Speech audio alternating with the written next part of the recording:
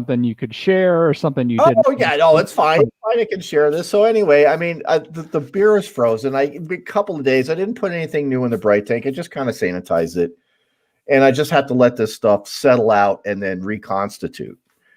And then so today I'm brewing, and a stem breaks off on one of the gas regulators on the boiler. Fuck. So I've got two burners on the boiler. One of them's broken now.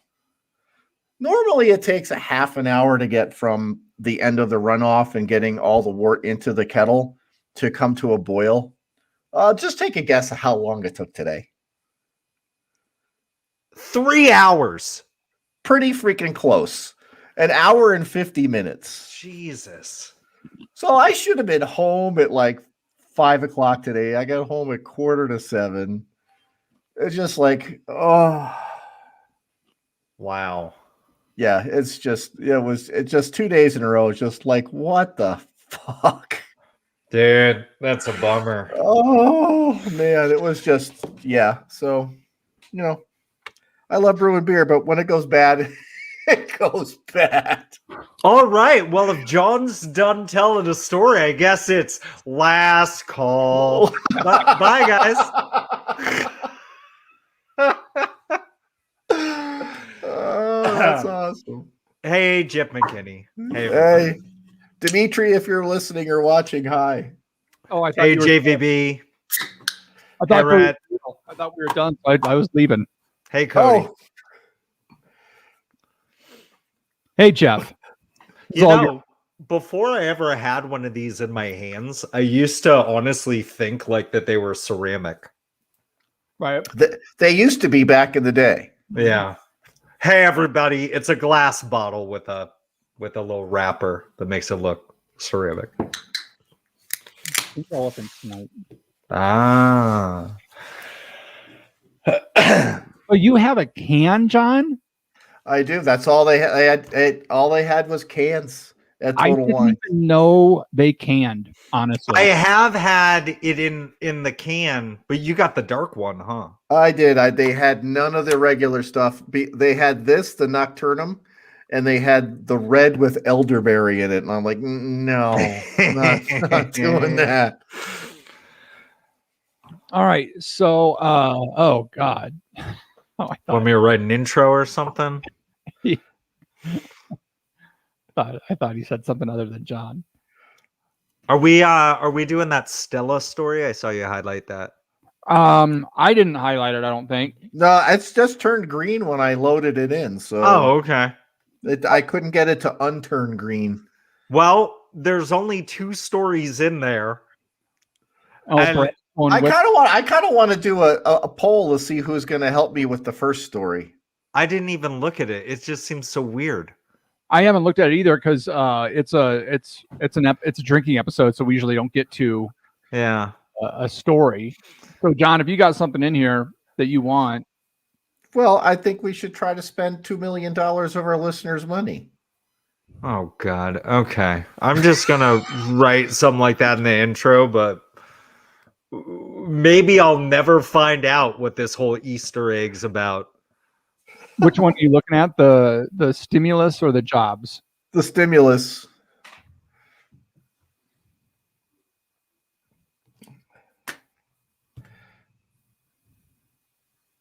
All right, I've got it highlighted if we're able to get to it.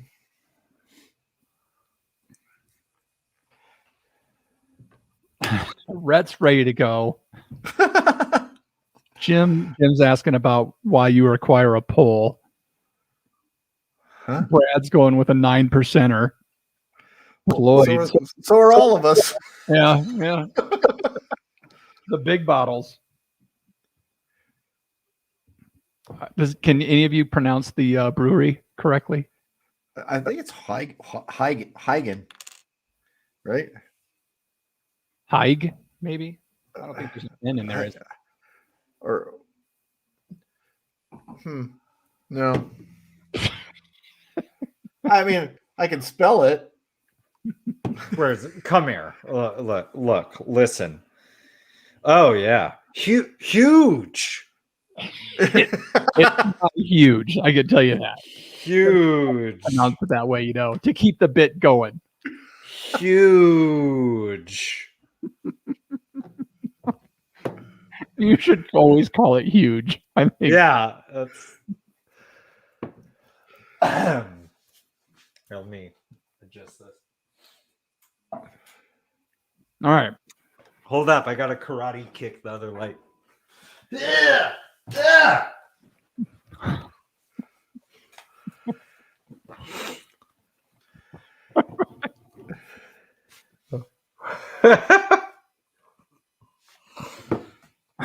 So Rhett says it's huge. He dropped huge.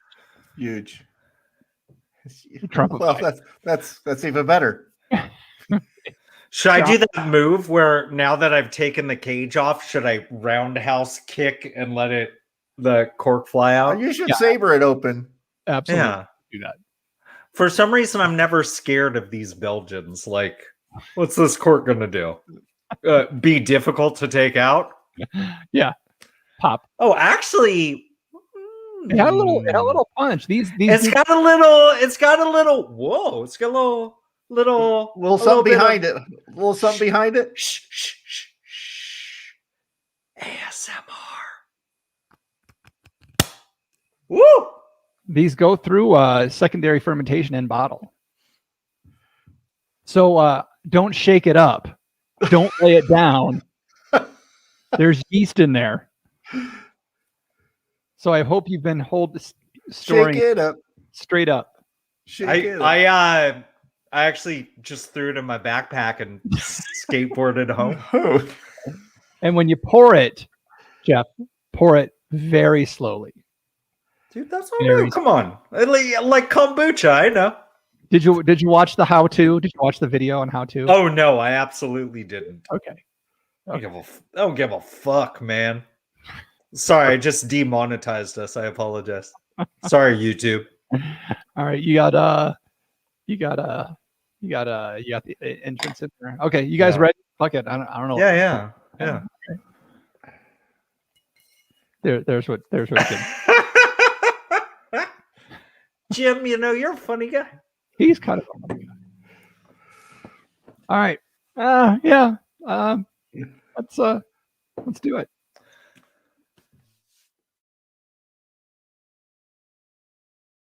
At the sound of the tone, the official "We Like Drinking" time will be 5 o'clock. Commence consumption.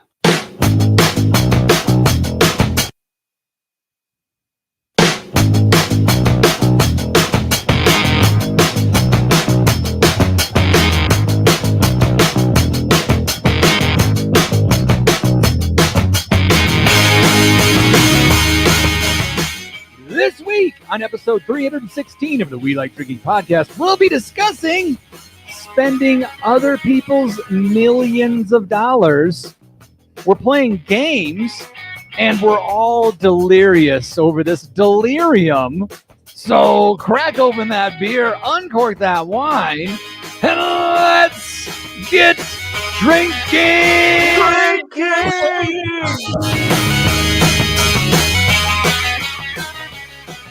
Oh man, I've been singing the Pink Elephant song from Dumbo like all day long for this episode. Yeah. All right, there we go. You guys with me, or did everybody leave? Yeah, I'm here. Oh, okay. Is there a show? Hold on. Ryan is saying he can't hear anyone. Well, fuck him. Ryan doesn't know. Yeah, Brad can. Brad can hear. Ryan can get some new headphones, Ryan. Get the potatoes out of your ears. Yeah, I think it might be a local issue. And we've already Thanks, Ryan. I was in a big old Zoom meeting the other day, and the host glitched for half a millisecond. It was a quick little, and I was like, in my head, I knew exactly which coworker was about to write into the chat, your internet connection has a problem. I waited for it to happen. It happened. And of course, it just threw off the whole meeting. Her internet connection was fine. It was a click quick glitch, but just because this other Ryan, you're like that one coworker that was in the meeting that just threw everything off because you just had to say like, "Oh, something's wrong." You're that one guy. Welcome to the show, Ryan. I'm blocking you now. For everybody you just got blocked, bro. Everybody watching, I'm here live. I'm not a cat.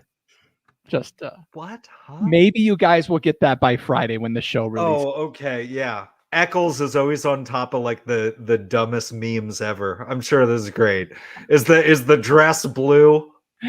No, if you haven't seen it yet, just search YouTube for "I Am Not a Cat." There was a Zoom law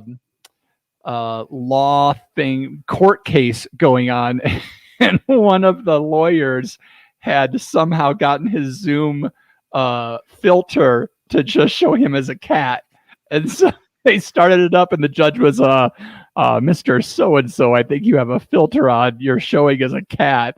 And the cat's eyes get all big. He starts panicking. The cat starts panicking. And he starts going like this. He's like, I know. My assistant here is trying to get it figured out. I'm here live. I'm not a cat. Oh, wow. That just sounds like a really bad Saturday Night Live sketch. That's what that is. I mean, they all are. Well, I'm glad everybody watching live, as you ought to do every Tuesday night at 7:30ish Pacific on the YouTubes and weliketrinking.com/show. I'm glad they're enjoying that joke. So let me say cheers. I might just cut the last 5 minutes out of the show. No, this is great. This is what makes us a 2-time award-winning podcast over here. Two-time. So let me say cheers, my podcast drinking friends, and welcome to Happy Hour 331, 313. Huh? 316 of your favorite award-winning topical beer and wine education podcast focusing on fun. When the words don't work right, when the words don't go right, I don't speak right. So make sure you never miss another episode of our brand of drinking fun by visiting weliketrinking.com/subscribe. Subscribe. Jim says award-winning of what? Fuck off, Jim. Yeah, so let's just start out by saying we're joined by our usual panel members. We've got our California Sustainable Wine Growing Ambassador and recovering wine blogger, Jeff Solomon. Hey, what's up, everyone? Our commercial brewer and snake wrangler, John Ruyak. Hey, guys, gals. And I'm your host and certified specialist of wine, Jeff Eccles. Now, tonight, as you can already tell, we don't have a guest. Therefore, all professionalism is gone. Yeah, because we're super professional. We have who do we have to impress now? You guys? Yeah, no. So it's a tasting episode, everybody, and we've all got the Delirium Tremens. No, I don't. No. Oh, you don't. We all got Delirium. Yeah. The Jeffs have the Tremens. Now, I have the Nocturnum. We're not all coming off like a raging bender and like suffering from the DTs. We're drinking the Belgium beer series from the what are we going with the name of the brewery? They're good. The huge brewery in Belgium. That's how it's pronounced. Family Brewery HUYGHE. Huge. I'm going Yug. I'm going to say Yug. Yug could do that, but it's pronounced huge. So one of our Patreons, Jeffrey, he made a comment on Twitter that we should try these high ABV classics, and we thought it was a good idea. So let's get our pink elephants on and get into these beers. So John, you already said you're drinking the Nocturnum. Is that right? Yep, that's correct. And what's different about that one? I'm kind of upset because I've never had Delirium Tremens. Never had it. So whether it's obviously darker. When I poured it into this is a poor representation. I'm getting a deep deep amber color, like about as dark of honey as you would ever find. If the darkest honey you've ever seen, that's kind of the color of this. So, yeah, nice. I mean, for a strong, wow, look at the head on yours, Eccles. Well, so I have to say with this one, so these bottles are interesting. John's going with a can, which I think is really cool, but Jeff and I are going with the bottles. These bottles do go through secondary fermentations. They do have yeast added to the bottles before they're corked. And when I was listening to the folks at the brewery, they were like, pour it very slowly, pour it about halfway up, and then really, come up high so that you get a very big head on the beer. For one, to allow the aromas to be released, and two, to allow the temperature to be retained in the glass. And sorry, Eck. Ours came in bottles with corks. Does yours have a year on the side? I got a little 2020 action over here. 2020 action. Yeah. Fuck 2020. Ugh. Yeah. So these are going to taste like death. John, what were you going to say? Well, I was just going to say that, for a strong beer, for it to have such a nice head on it is somewhat unusual. And a lot of that has to do with the mashing methods that a lot of Belgian breweries use, which is decoction mashing, where they'll take some of the wort off and they'll boil it and then put it back in the mash. So even though they're getting a highly attenuated beer, it's not going to have a ton of body. A lot of the head retention type of properties are accentuated with that type of brewing. Most places, most craft breweries, not all, do a single mash infusion. Most Belgian breweries do a double, sometimes a triple concoction to gently raise the temperature of the mash throughout the process. Very time consuming. Okay. And ours are rocking 8.5%. Yeah, mine as well. Okay. And I want to say that they go into the bottle at 7.5. And then is that what they said? But holy crap, that's a lot of maybe it was 8. It may have been, it goes up a half point in the bottle. But that much alcohol production, and obviously carbonation associated with that, probably would not be contained in a bottle. Gotcha. Couldn't do that. I will say the pressure, before the show when I was taking the cork out, I was not thinking there would be as much pressure as there actually was, because we've all had beers with a cork on it before. We're like, why was there even a cage? You had to yank it out. But this one, I mean, it was coming in hot. There was a lot of pressure in there, but would it have taken your eye out? Nah, it would have, been annoying. It would have annoyed me. And the cool thing about this, I think there's 7 or 8 different types of beer you can get. Jeff and I are drinking their original. I believe it was the original. This is a strong pale ale. Or not a pale ale, just a strong golden ale. Yeah. And yours is what is yours, John? They're just calling it the darker side of Delirium. Okay. So I'm guessing it's the same base recipe with some it's darker malts in it. I've got the analogy here. It's apothic dark is what you're.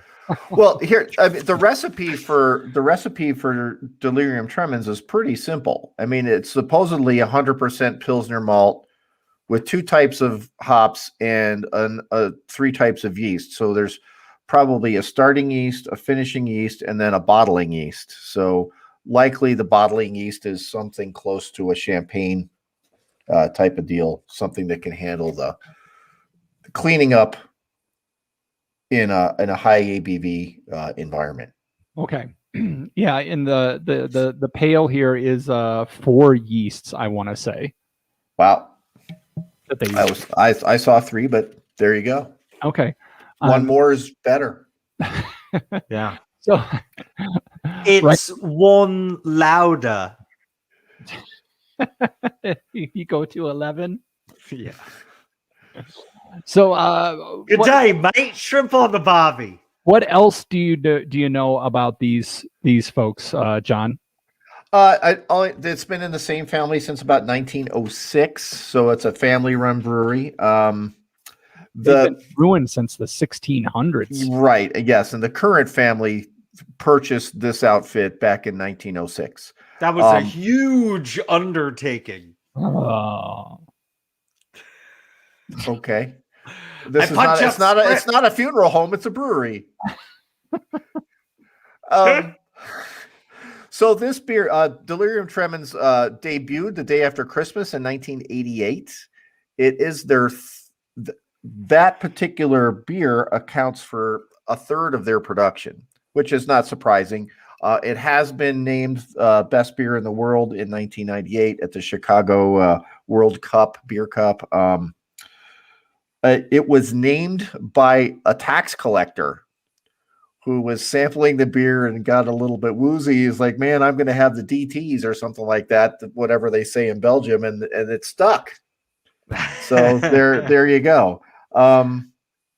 The hops that they use, European noble hops, Saaz, and Styrian Goldings, which aren't actually a noble hop, but very close, sometimes considered a noble hop.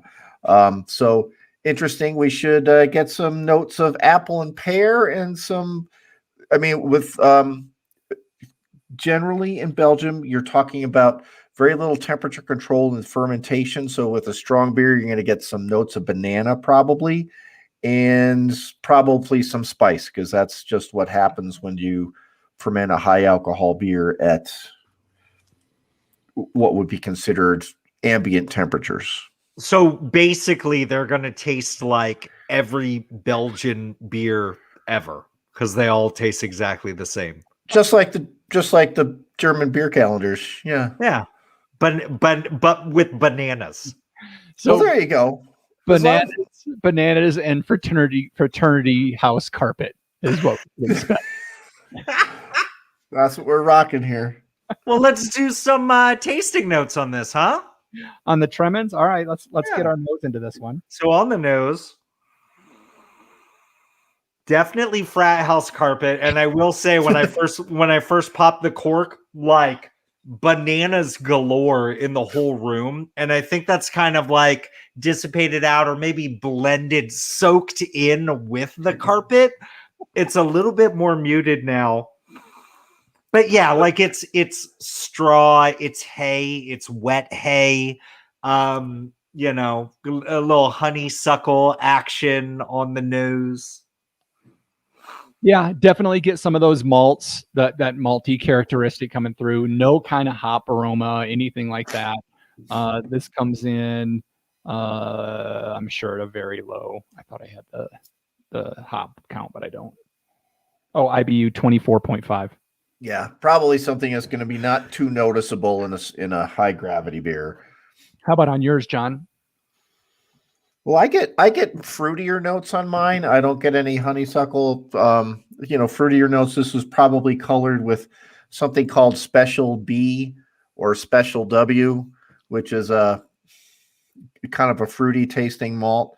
That's an educated guess. I don't know, but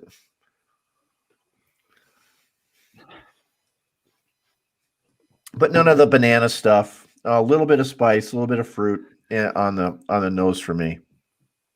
And I do get some of that spice in this one, Jeff. I do get a little bit of a spicy kind of, maybe like a coriander kind of play there. I was gonna say, I think that's a good call. Like there is like maybe a coriander, maybe a little nutmeg over here. It's and maybe I'm thinking to like John saying it was first brewed on Christmas. Like it's almost like a little like Christmas type of spice on the palate for me. Sweet, ripe bananas and a mouthful of hay. and honey. And it's there's definitely some residual sugar that's there. I wonder, if you go and grab this a couple years from now, if it's not closer to 9%, with how much fermentable, how much fermentables is left in this. Sweet up front and then finishes really dry. For me, I would love to have this with like some stinky ass cheese. Be nice in the chat with some stinky ass cheese and like some apples or like a pear gorgonzola salad. I think would be kind of dope. With this, that's nice. It's like, nice, just like every other Belgian beer I've ever had. Like fermentables is a word. Listen. And it's weird. Like you really get that dryness, you really get that bitterness on the finish. But if you kind of roll your tongue like around the back of your teeth, it's almost like it picks back up that kind of banana flavor. Like you get a little bit of this fruit component that's just like locked into your face hole. So I like this beer. This is really nice. And it talked about how you get a lot of heat. Like I really don't feel the heat on this one. No, I'm not getting heat. If anything, my mouth tastes at the end like really. It's almost like the Elvis Presley sandwich, the peanut butter and bananas, but almost like it was just like almost dry because there was barely any peanut butter that they put on that. Like that's the finish. My mouth tastes like I just had an Elvis Presley sandwich. Which take it how you want to, man. So how's yours, John? So obviously a different experience for me, and it's kind of sweet up front, but then a dry aftertaste, a little bit of acidity, picking up a little bit of hot bitterness, but it's completely unidentifiable. But what I would say is that the actual taste that I'm getting is like dried fruits. It's like somewhere in between like a prune and a raisin, something like that. And some honey and a little bit of woodiness for me. Yeah. So I definitely got the honey. And I kind of digging the dried fruit thing. And that's a dried apricot for me, dog. Yeah, I think dried fruit is a really good way to describe the one I'm drinking as well. Not the plum or raisins that you're talking about, but more of like the dried banana or dried apricot, I think is what Jeff's just said. So that pushes me back to my comment about them using Special B to color it, or Special W, which is Weyermann's version of Special B. It's a German colored malt that has those. That's my guess. Sorry, I'm trying to take a drink. All right, so John, overall, Belgians, what's some other information about Belgians that we should know, just in general, outside of the Delirium? Belgian beers, for the most part, are going to be really well attenuated, so they're going to have that fruitiness up front and a dry finish. So while it may taste sweet, there really isn't a lot of residual sugar in the vast majority of Belgian beers. So you can have some exceptions with lambics that have fruit juice added and stuff like that. But that's the overall impression of Belgian beers is highly attenuated. And is it the yeast they use that gets that banana flavor in ours, or is it the temperature that they ferment at, or it's what? It's got to be the temperature, right? A combination of those things. Generally, when we make our Belgian triple at Lizard Tail, we use a yeast called BE256. And if we get it done right and it ferments at a fairly low temperature throughout, we get a lot of apple and pear, just a tiny little bit of banana and spice. You don't want to, some people really dig it, and so I tend to not. So, and it really is a matter of controlling fermentation temperatures and the yeast strain. But the big deal with Belgian beers is really good head retention, but a dry finish. Okay. And the Delirium is widely available, and they do have 7 different ones that I know of. We've got the Tremens. They also have a Delirium Red. They've got a Christmas edition.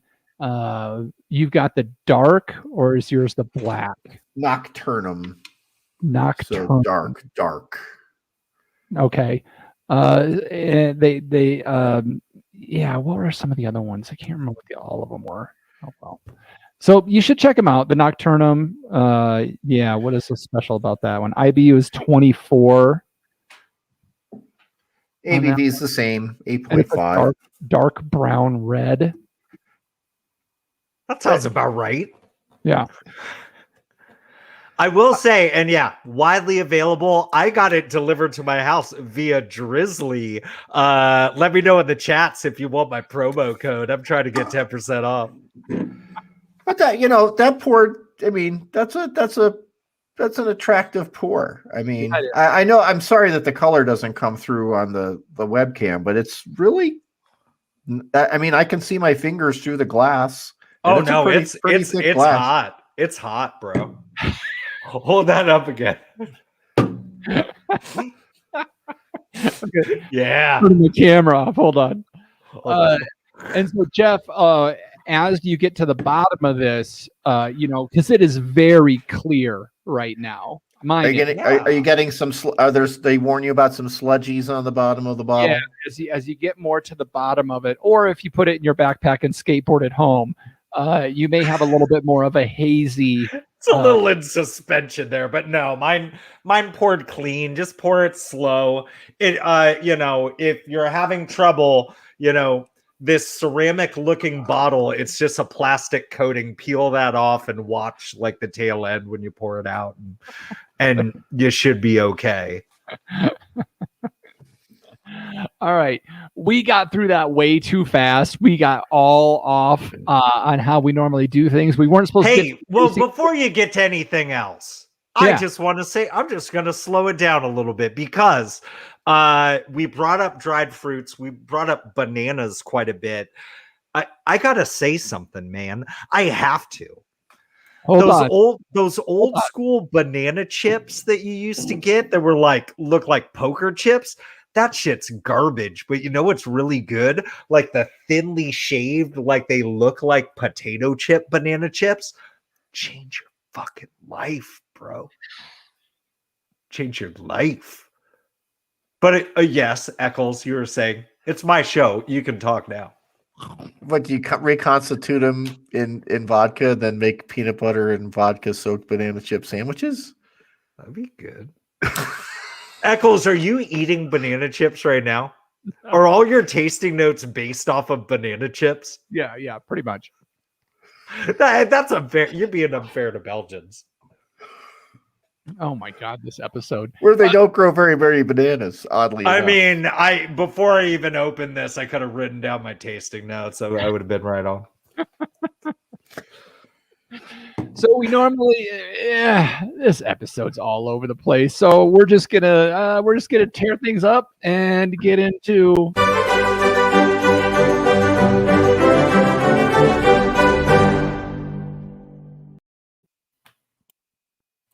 Beer, spirit, or pop culture reference.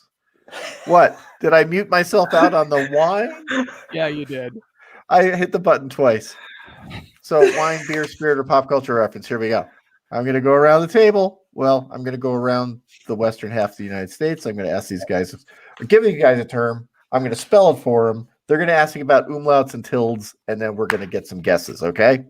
Yeah. This week's term is Era Narnoa.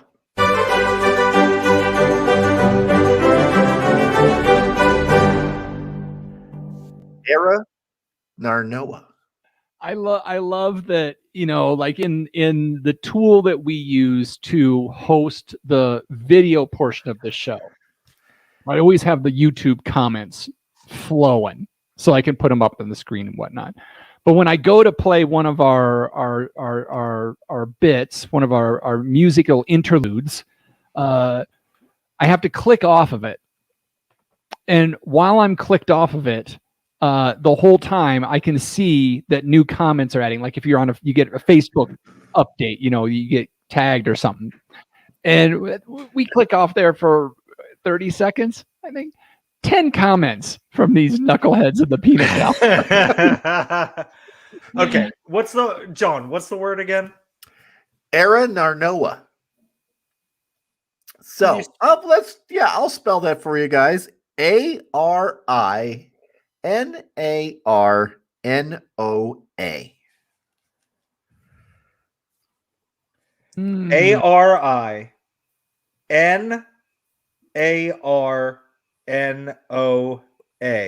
Correct. Aranarnoa. There you go. Aranarnoa. All right, Eccles, what is your particular? You're starting with me on this one? Yeah, why not? No, you never go first. I mean, I'm glad you spelled it because I was thinking that it was like Aaron Narnoa, and you were like throwing like a baseball player name or something because spring training's like, I don't know. That guy's a pitcher for the Phillies. I don't know. Some just recently defected from Cuba. Southpaw. Aaron Narnoa is in fact Aaron Narnoa. Arinda Narnoa. This is going to be. I'm gonna go with Brad. Brad said before anything happened that it was a beer term.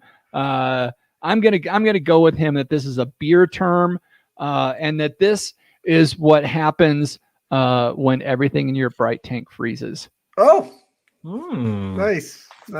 Okay, beer term for Eccles. This is what John screams out. Aaron Arnoa. Serenity now, Aaron Arnoa. All right, Solomon. Thoughts? Arinarnoa. Okay. That was the last name of one of the friends in the movie Office Space. Arinarnoa. Oh yeah, Samir Arinarnoa.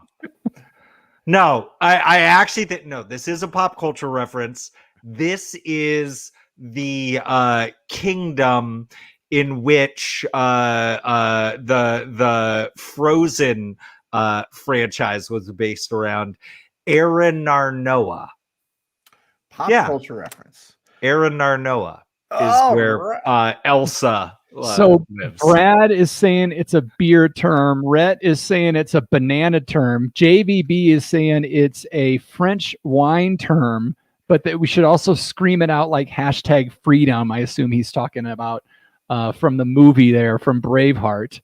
And Lori just says Jumanji. All right. Well, we're going to go with JVB. This is a French wine term. Recently, Bordeaux is looking to protect its future grape varieties, and Arinarnoa is a cross between Tannat and Cabernet Sauvignon. Oh. It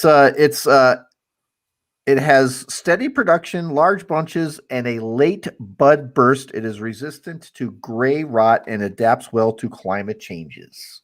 There you go. JVB says we should pronounce it in a French accent, so it's Aranana. There you go. There you go. Am I saying it right? Aranana. Yeah. No. It's Aranana. Yeah. What is it, John? Hold up your glass again.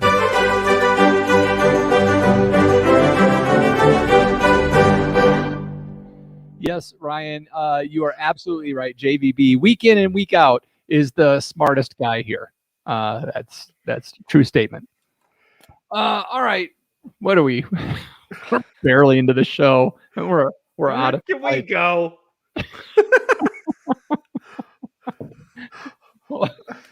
Hold on. All right. So now we're supposed to get to the tasting. I guess we already did that. We did that. Woo. Oh, dried fruit, honey, and a little bit of wood. I think the ABV is kicking in. It's Do I not have that strong though. Like here's like, Do I have a DT mustache? jeez, relative to the strength of the typical American craft beer, like it's higher than average, but by much, No. not This is necessarily. double IPA range, right? Yeah, I was gonna say, and like I was actually telling Kara the other day, like she was gonna be swinging by a bottle shop, and I'm just like, give me a variety of stuff, get me IPAs, but like, can you find some under 7%? She was like, no, I couldn't. So that's The closest was like a think about when this 7.4, 7.2. So when you think about when this beer debuted in the late 80s, 1988, 8.5 was just out of the realm of understanding, out of the realm of possibility. Yeah, there was really nothing at the time, right? I mean, Guinness Foreign Extra Stout might push 6.1, something like that. I mean, regular Guinness is 4.6 or 4.8, right? Anchor Steam, the big craft beer, Anchor Steam's 5.6. Samuel Adams is 5.5, 5.6. Sierra Nevada Pale Ale, which was, the big up and comer at that time, is 5.5. So 8.5% was just, it was way out there. Yeah. Mm-hmm. And so, it's kind of like way back in the day, everybody when I went to college in the early 80s, we all went to Canada to get the stronger beer, right? Because right. So, it was a novelty back then, but obviously it's a fine product, or else it wouldn't have the staying power and have the sales that it does. So, yeah, and I think this is delicious. Like I would happily buy this one again. So how much did you pay for yours? I think mine was 12 and change. Really? And what's that, a 22 ouncer? Is that a bomber, or 24.3 or whatever, something weird? It's 1 pint, 9.4 ounces. 25 and a half ounces. Okay, so just short of 375. Or is it 750? Just short of 750. Just about 750. All right. So mine is 16.9 ounces, I think. 16.9 ounces. Mine was $5.29 or something like that. So I guess that's pretty comparable. Now, from what I can tell, and I'm looking into a can, but I don't see any secondary fermentation in this. I mean, you really wouldn't expect it in a can, right? No, and you wouldn't. No. So yeah, I mean, yeah, for $5 for a can of, it's a little spendy, but whatever. I think I don't know, when you go, and this is just a general topic we kind of struck on, like 8.5%, you can't find anything less than that. But I mean, when you go to a brewery, not that happens all that often anymore, or currently, I shouldn't say anymore. Oof, don't say that. But currently, I mean, don't you have breweries that offer lower ABV options, because we do, like 2/3 of our menu is below 6%. Yeah, and I think that's the trend. That's the trend in everything, right? That's the trend in a lot of the beers. That's a trend in wine. You're starting to see them going for the lower ABV because that's what people are requesting. So yeah, I think you are seeing more and more of the pilsners and the lagers and those kind of lower ABV stuff come out. Obviously, there's always going to be plenty of taps for the IPAs and many hazies for Jeff Solomon. Fuck that. What I will say is, like, my experience is a lot of the I'll say it, a lot of the trendier breweries around my area that people are really into, that make some really delicious beers. It's a lot of variations of IPAs that are usually like they're pushing it up there. Like, there's a brewery down the street that I love, that they've got a brand new triple IPA that they release like every 2 weeks, and how much 10% beer can I drink?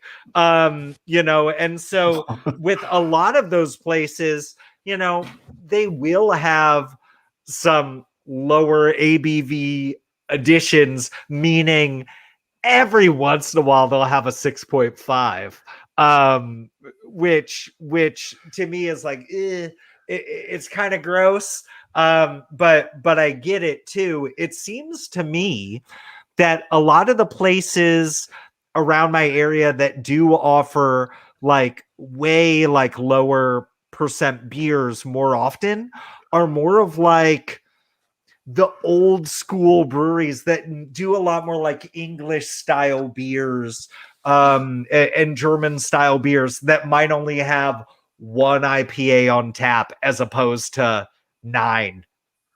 I just thought of something, and I wonder, and what are you paying for a pint these days? Oh God, seven. I don't go inside anywhere, but like, yeah, like a can of like some dope craft beer around here is gonna be $7 or $8 for a 16-ounce can. I wonder if they're just pushing the envelope in order to pay the bills, because most of our beers at Wizard Tail are $5.50. A couple of them are $6, and one right now is $7, and that's the strong Scotch ale. But cost of doing business is different in Albuquerque than it is in California. So I wonder if they're having to offer these higher gravity beers in order to get a higher price point, because the profit margin on just the ingredients themselves aren't that much different. It doesn't cost them $2 more per pint to make it, right? But they can charge that for a higher gravity beer so that they can cover their other costs more easily. Well, I wonder if that's part of the economics or the reasoning behind having such a large portion of their menu be so stiff in the ABV department. And then obviously there's the economics of the consumer, where we all do this, where it's like, okay, these two beers are the same price, but this one has a higher ABV. I'm going to get that one. And so it's almost like this natural selection where it's like you had this wide range of traits, but there's that one variation that just makes it more appealing, and it comes off the shelf even more. So everything kind of shifts in that direction. Or on your screen, everybody, everything kind of shifts in that direction. So, my evolution unit is next month, everybody. Next month. All right. Anything else on the meandering conversation that we've just had? No, but I think we should move on. All right, let's do that. Hey, folks, just a reminder. It's been a couple weeks since we talked about this, because we're always trying to keep an eye on time. And last week we had a lot to talk about with our guest. We have a little partnership going on with Dracaena Wines. Lori is here watching tonight. She's checking in on her hooligans that she helps support. And we're looking for a way for you to support us and support Lori over at Dracaena Wines. You can go get some of their freaking amazing Cabernet Franc. Like, I literally have never talked to anybody that wasn't like, dude, that Cab Franc is so goddamn good. So if you want to give it a shot, which you really should, go to weliketrinking.com/wine. That's going to send you over to Dracaena Wines shop. Throw some bottles into your cart. When you get to checkout, put in WLD at checkout, and you'll get 5% off your order. You may be like, 5%? Why am only going to go there for 25%. Here's the kicker. 5% of that order is also going to go to us here at WLD. So if you've thought about becoming a Patreon, but like, whoa, I cannot commit myself to $1 a month. But you still want to help us out without the commitment. You could get 5% an order and put it right into our pockets to help continue to make this show great. Maybe possibly you could do that and then realize that $12 a year for this show is pretty cheap. And go visit WeLikeTricky.com/pledge and find out how for that $1 a month you can help keep our lights on. Guys, John, have you had some Dracaena wine? Yeah. Oh yes. And what did you think of it as our beer guy? What did you think of the Dracaena wines? Cab Franc wasn't something that I had a lot of experience with until we did a show on it, and I bought a bottle of it, and then it was really good. And then we had Lori on the show, and we had some of their wine. It was just wow, just everything that I had in that bottle that I got at Total Wines, but more. It was just really, when you taste excellence, it. What is there else to say, really? I'll tell you what there is to say. Oh, here we go. Drink some Cabernet Franc from the person who invented Cabernet Franc Day. Come on. That's all you need to know. Yeah. She loves it so much. She invented And you know who else is enthusiastic about Dracaena Wine's Cabernet Franc? Who, Jeff Solomon? The wine enthusiast who recently gave Dracaena Wine's Paso Robles Cabernet Franc 92 points. 92. Awesome score. Congratulations, Lori. Yeah. Thank you so much for helping us out with this. Thank you so much for producing such fantastic wine. She does it from Jersey. She flies from Jersey to California to make wine. Like, that's dedication to the craft, people. You need to get this stuff in your face holes. So visit WeLikeDrinking.com/wine, order up a case, put in WLD, get 5% off. Thank us later. So dedicated. She when she's on the West Coast, she stays in Fresno. That's dedication. All right. So we know you're all going to do that. So Lori, we're looking for you to ring those bells our way. But in the meantime, it's time for Booze News, where we discuss interesting or noteworthy, or really, come on, we've really been focusing on the dumb stuff lately because it's just so much fun. So John Ruyak, what do you got for us tonight? Well, I know you tried to shame our listeners into supporting us for the incredible sum of $1 a month. But I was hoping that maybe we could somehow convince, how many thousands of people would I need to get their stimulus checks to make $2 million? $2 million. How many kids? How many kids do we all have? Well, they just assume they're all childless because, they wouldn't. Anyway, what would that be like? That 1,800 people and all of their stimulus money? That's like our total listenership all time for the last 3 months, right? So if we got 1,800 people to send all of their $1,400 that's been promised to us and hasn't been sent to us yet, that would be about $2 million. And I'm listening.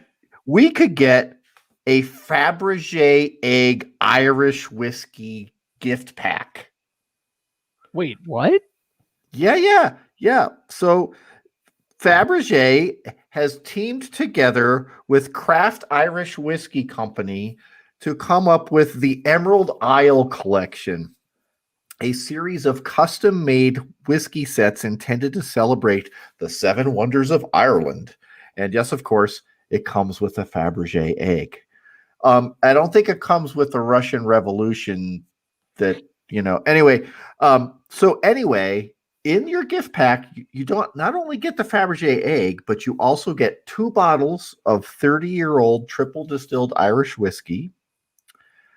You also get a gold-plated water pipette for just, adding a little bit of drops of water to your whiskey to release the aromas.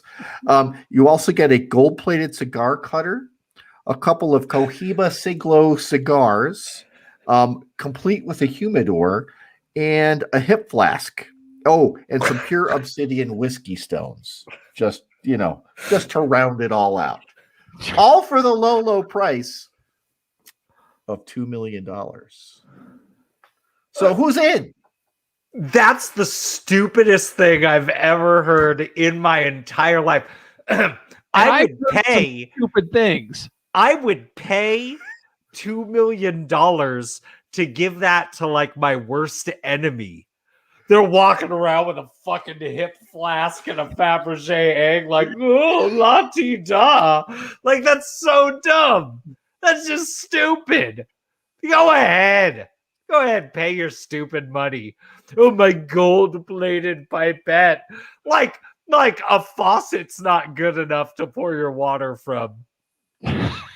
Oh, wait a minute. Dumb. I forgot something. I'd read the whole story, but I forgot it. They start at $2 million. They're going to be up for auction. You gotta be kidding me!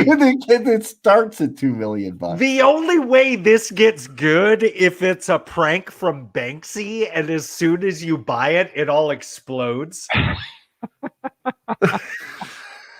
Like, it's so stupid. In their defense, they are donating 50% of the profits to charity. But how about don't sell garbage and just donate money to charity just because? Right. So now you know that it's worth less than half of what they're selling it for. That's what we know off the bat. Wow. This is dumb. What company is this besides Fabergé? It's the Irish Craft Whiskey Company. Irish Whiskey Company. Oh, I think so. It's owned by a bunch of cheese makers. Bunch of American cheese makers. We should probably try to get them on the show. I think that so please play them this glowing endorsement. I want my Fabergé egg delivered to my front door. When I shake the box, I want to hear lots of pieces around it. Dude, all I'm saying is find me one person right now that's a fan of what's your favorite Irish whiskey brand? Craft. The guys that make the little caramels that you get on Halloween. Yeah. Is it any good? I don't know. I paid $2 million for it. I'm not going to drink it. My God. It's an investment. It's an investment? Wait, for what? This golden cigar clip it's never been used. It's so weird. God. Somebody's gonna pay actual real American dollars for that. Yeah, a lot of they could have given We Like Drinking $1 a month. And instead they just paid to look like a bunch of fucking doofuses. It's like when you see the guy walking around with the external phone clip and you're shaking your head, you're like, you could have not bought that, and I think your life would have been better. Like, it's stupid. It's like you have that on your hip. You're guaranteed that you've got socks and sandals on, and you probably have a fanny pack on the other hip. You got a belt with your t-shirt tucked into it. You may as well just throw a Fabergé egg. Fucking giant Bluetooth earpiece just hanging out. He's in the yogurt shop. I said sell. I said sell GameStop. I said sell 2 weeks ago. We would have been rich. We could have afforded this craft whiskey with a Fabergé egg. There's like one dude that's listening. Now I'm trying to flip garbage pail kids on eBay. What the fuck is wrong with me? There's one dude listening to this show right now that's looking at himself in the mirror and being like, fuck these guys. Hey man, I bought it. I bought it. And yes, I do have an allergy to sulfites.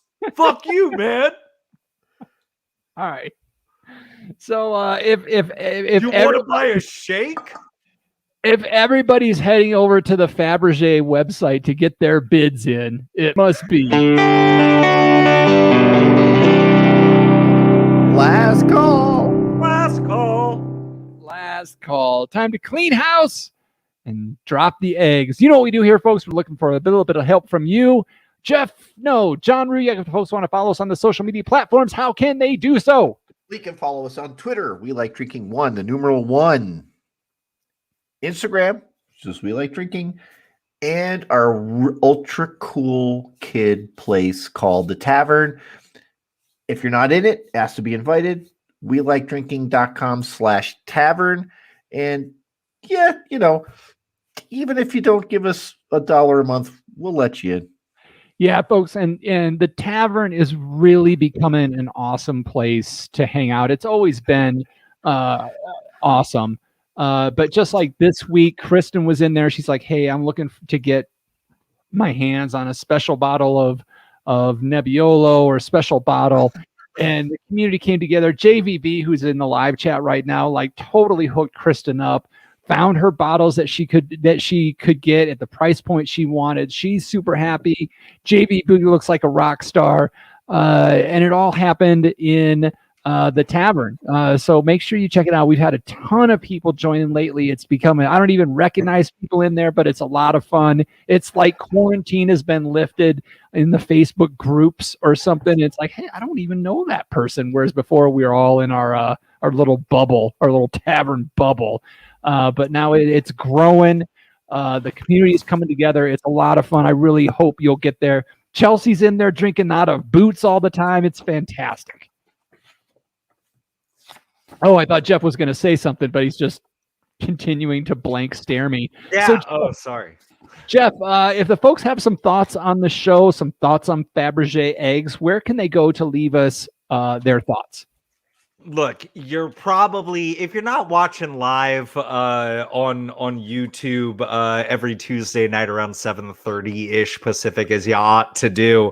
If you're not watching us on YouTube and hitting the like and subscribe button, mashing that button, that's the thing, mashing that notifications, leaving comments, being active in the chat, you're probably downloading us every single week on Apple Podcasts. And please just take a moment to look at your phone. Did you fill in those 5 stars yet? Did you leave a comment telling us all the ways that you would like to violate a Fabergé egg and a slice of American cheese? Let us know. And Ryan just asked, and so here you go. If you've done all that and you're looking to do more, you want to become an uber supporter of the show, dare I say a Fabergé type supporter of the show, visit WeLikeDrinking.com/pledge to find out how for as little as $1 a month you become a supporter of the show. Get all kinds of cool. There's t-shirts available. There's stickers. Vote in what we drink unless somebody tweets us, and then we'll just do that instead. All kinds of cool things. You can tell us what to drink for episodes. You can have say in all kinds of stuff. Visit WeLikeDrinking.com/pledge. Find out how to become a patron. Choose the level you want. Dan recently signed in for $3 a month to join us. He went big time. Got to chat with him about it. Apparently, my whole process, once somebody joined, there's all these things that kick in. It all sucks. It all is fucking terrible and breaks. So I have to redo all that. But thanks for telling me, Dan. I really appreciate you letting me know that it sucked. and I'll make sure to fix it for the next person that's going to be a supporter. It looks like it's going to be Ryan. Oh my goodness. What an episode, guys. What an episode. Yeah. That was special. Special's a good term for it. But we reached the time of the show where I get to say, okay, panel, let's take one last trip around this table and get some final thoughts before we shut off the lights. John Ruyak.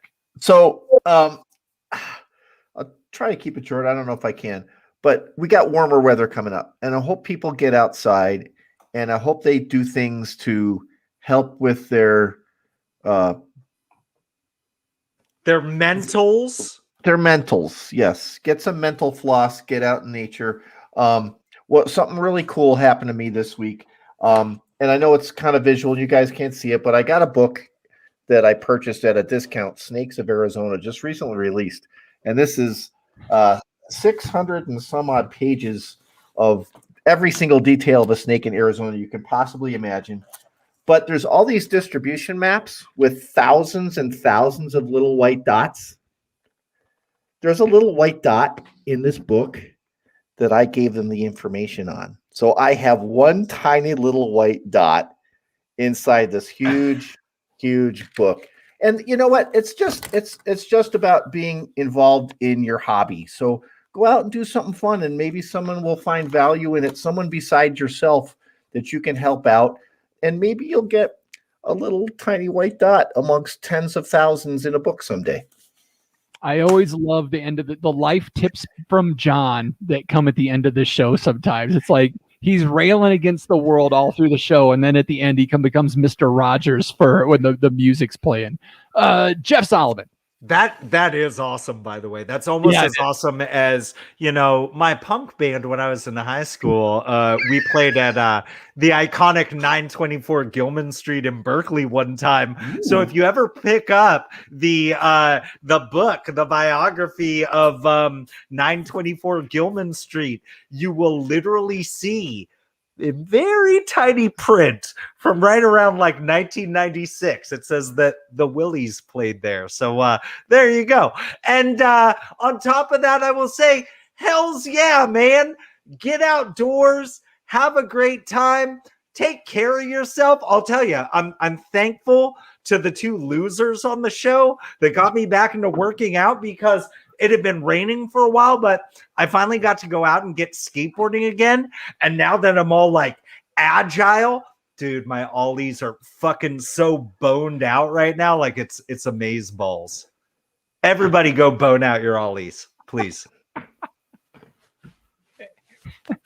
And with that, I'll say thanks again for joining us at the We Like Drinking podcast, where you'll never drink alone. So, Brad in Chicago, I talked to a guy in Saskatoon, Saskatchewan yesterday. He said it was 36 fucking degrees below zero. Polar vortex. Cody said if you click on the white dot, it will tell you a 9-hour story that has no point. Touche. Double entendre. The dot has no point. Have you? In case you guys didn't see, check this out. Is it backwards? Flip it the other way. It's upside down, bro. There we go. Check that out. You guys got yours, right? Yes. I've got testers. I got testers. Mine for the are game. in the other room right now, but yes, we've got the cards. We got the cards and everything. It's coming together, folks. It's coming together. The games are coming in together. I know I'm so close to having my 200 words done. For those of you that are coming along, Did you like my rule suggestion about the challenge?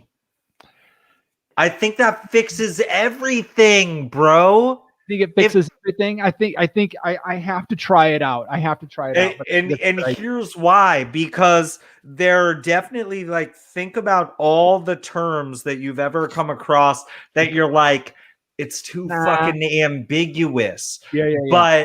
But that gives you the ability to have intention, but allow for gamesmanship. And it could be like a limited, like, you get 2 challenges per game. Challenges. Yeah. And if one of your challenges is right, you get a bonus challenge like that. Should we give everybody a little red flag that they can throw out? Yeah. All I hear is expenses. That's all I hear. Folks that are watching live, next week is going to be a really interesting one. We've got a company called, I want to say it's Drinksmith, DRNXMYTH. They are shipping full mixed drinks to people, not mixers that you add alcohol to, not anything else. You get the bottle, you crack it open, you got a drink for 2 people. So yes. Drinks meth? DRNXMYTH. Drinksmith. I'm looking forward to it. That's going to be cool. Should be interesting. We're supposed to be getting samples. I haven't heard anything, so we'll see what happens with that. Otherwise, as long as I don't have to drink this garbage. Fucking sucks. I'm getting my second dose of the coronavirus vaccine tomorrow, everybody. Oh, nice. Yeah. That's pretty cool. So the diet is going to be off for a couple of days because I figure I need some energy going into, if we're doing meth next week, I'll just snap right back into it. I've heard the second shot is horrid. Kara had a good 8 hours of feeling pretty shitty. Yeah. That's your body. Yeah, I heard you get that. Tells you how like wicked coronavirus is if the fucking normal side effects to your body's reaction to making antibodies for it is fucking that gnarly. But yeah, dude, bigger picture, the sooner everybody who has access to it gets it, the sooner we crush this motherfucker before we get to a variant that we need a new vaccine for. Yeah. So all right. So viewers, dude, thank you all so much. This was, I love you guys. Like, honestly, viewers, like, if it wasn't for you, I wouldn't be on the show anymore. I can't stand these fuck faces. It is, I'm just here for you. I'm here for Lori and JVB. Yeah, it is so awesome seeing you guys in here every single week. It amazes us that you guys show up. We look forward to it. You keep us laughing all the time, JVB. So thank you guys. Next week should be interesting. Mixed drinks, pre-made. I usually like to mix my own drinks so I know what kind of ratios I'm working with. But next week, I'm putting it in the bartender's hand. A bartender that does meth, apparently. So, Oh God! As long as he has at least one tooth. Have we given like a super amazing shout out to Rhett? Because it's like every week I'm approving people going into the tavern that were that were suggested by Rhett. That's awesome. And then you're just you're just promoting the live show. Like, that's awesome, man. That is awesome. Right. Thank you guys. Thank you all you guys that are showing up every week. It's awesome having you all here. I know a lot of sorry, Rhett, that picture of you sabering the champagne in at the Wine Bloggers Conference, did you zoom in and see me standing in the background of that picture next to Stacy Louise Briscoe? I thought that was pretty funny to see that. It always has to come back to you, right, Jeff Solomon? Yeah, it's all about me. Yeah, it's been awesome. Thank you, Rhett. Thank you. I mean, most of you guys are supporters of the show, so we love you guys. So thank you all so much. And next week should be a wild one. And there you go. Lori's talking about roofing people now. So jeez. We'll talk to you all next week, hopefully, or we'll talk to you this week in the chat. Later, all. Bye.